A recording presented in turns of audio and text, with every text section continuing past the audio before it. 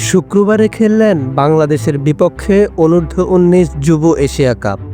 শনিবারে খেললেন টি10 লিগে টিম আবুধাবির হয়ে নর্দার্ন ওয়ারিয়র্সের বিপক্ষে। আবার রবিবারে খেললেন অনূর্ধ্ব-19 যুব এশিয়া কাপে শ্রীলঙ্কার বিপক্ষে।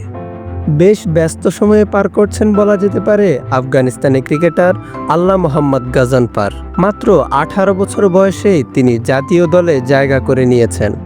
সবশেষ বাংলাদেশের বিপক্ষে তুখোড় পারফরম্যান্সের সুবাদে জায়গা করে নিয়েছেন আইপিএলে।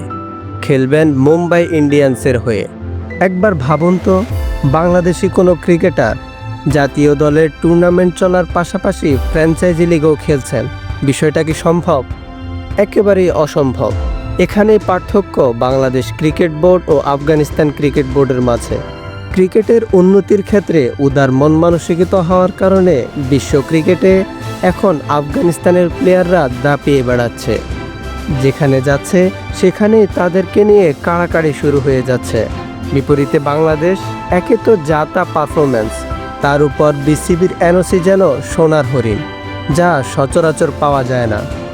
এ কারণেই বিশ্বমঞ্চে বাংলাদেশের এই বেহাল দশা। ক্রিকেটের সব খবরাখবর পেতে আমাদের চ্যানেলটি সাবস্ক্রাইব করুন। আপনার ভালো লাগা খারাপ লাগা আমাদের সাথে শেয়ার করতে অবশ্যই ভুলবেন না। আপনার গুরুত্বপূর্ণ ফিডব্যাক আমাদের পথ চলাকে সুগম করবে। ধন্যবাদ।